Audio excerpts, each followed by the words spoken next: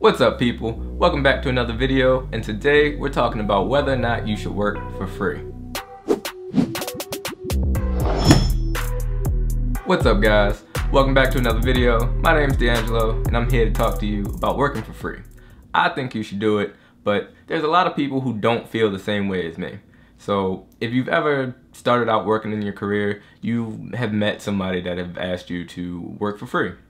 Usually they want you to work for reduced rates or for free, and they'll tell you that they'll give you exposure, this magical currency that you can pay all your bills with, and you can go to the grocery store and, you know, that loaf of bread, exposure got it. Your car note, exposure got it. Your student loan debts, you guessed it, exposure got it.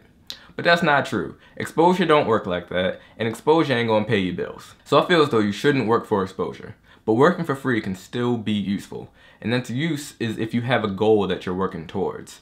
So I've mentioned this in last videos and past videos, but if you have a goal and the only way that you can get to it is by working for free right now, work for free.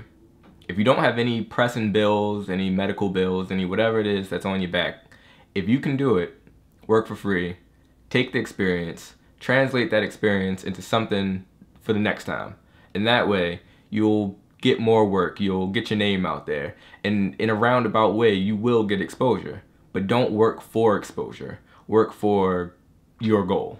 So I said that people should work for free if it makes sense. And I believe so for 4 main reasons. But for the first reason is because it puts things in perspective. So you generally aren't going to be working for Nike or any other big name brands for free. You may, but generally you don't want to do that because they have budgets to pay for you. But for like smaller mom and pop shops, for independent projects, you might need to work for free. And it's good because it gives you some perspective. So you're not working for thousands and hundreds of thousands of dollars. There are no big money names on the line. There are no big brands on the line. It's just you and your work. So if you're working for free, the project is just that. It's just a project. It's not a paid project. It's not, it might be a career move, but it's not gonna hold you back if you don't do so well. While I'm not saying you shouldn't do your best and you shouldn't try your hardest, I'm saying it's not as bad if you were to mess up than if you had tens of thousands of dollars on the line, if you had hundreds of thousands of dollars on the line.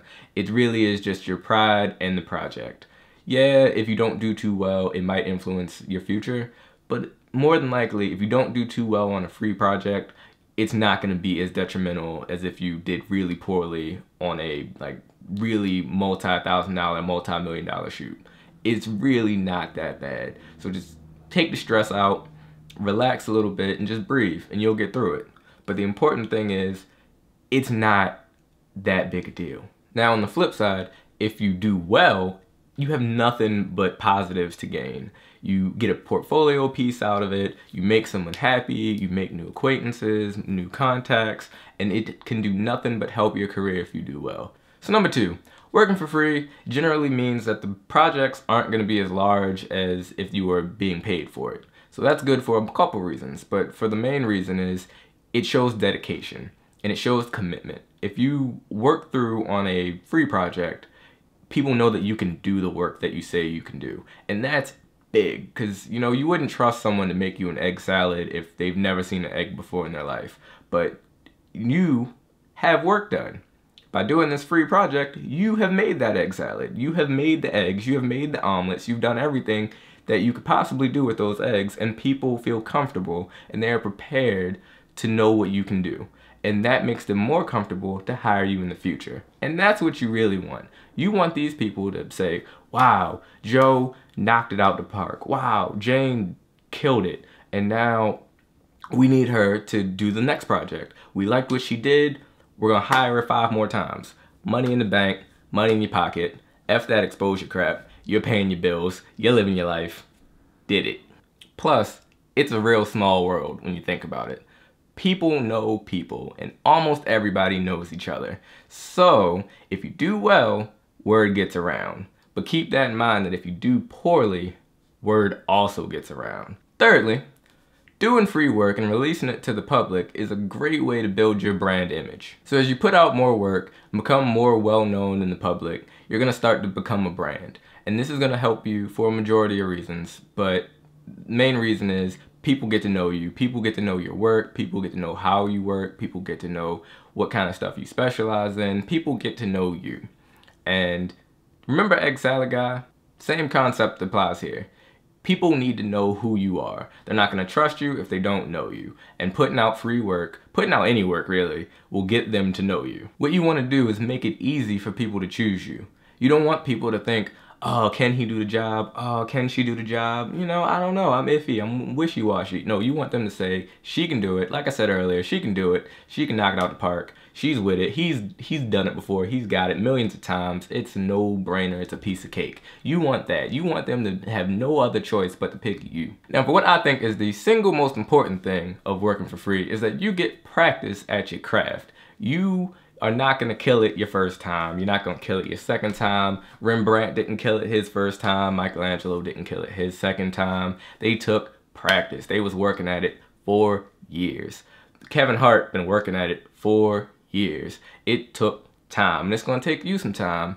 So practice. And the best way to practice is do free stuff. Do your own stuff. Do your friends' stuff. Do your family member stuff. Just do whatever you can to get your name out. Do whatever you can to put work out. What do you think I'm trying to do? I'm trying to help me, help you, help us, help each other. And this is all gonna work out for each other. If you build on what you can do, you build on what you got, build on your skills, and just keep working at it, keep cracking at it, and eventually, within that shell, something magnificent is gonna pop out. And you're gonna see that magnificence, and you're gonna build upon it. And you're gonna build upon it and build upon it until you can't even look at it no more. It's so great. It's gonna hurt your eyes because it looks so good. Now I'm telling you, it will happen, and it takes time. You're not gonna start out this greatest. I didn't start out the greatest. I'm still not the greatest shit. But you're not gonna start out the greatest, and it's gonna happen. Believe in it. So to wrap up, the big thing about working for free is that it has a lot of upsides. There are a lot. It's just, you know, more than what I named here. But there are some downsides to it too. There are some risks, and like I said earlier, you can't pay your bills in exposure. You can't pay your bills in free work. You just need to get paid eventually. But don't let that stop you from going after opportunities that could be good for you. So here I went over some of the benefits to working for free. In a later video, I'll go over some of the negatives and some of the risks associated with working for free. If you liked this video, give it a thumbs up. If you disliked it, give it a thumbs down. If you really enjoyed it, I would encourage you to subscribe. And if you want to keep track of all the happenings of the channel and behind the scenes, I'd encourage you to subscribe to my social media channels, which you can catch in the descriptions below. But that's all for today. My name's DeAngelo, and I'll catch you guys in the next one. Peace. If you figure out during step 3 that you need help and you can't do it alone, ask for help. Just do it.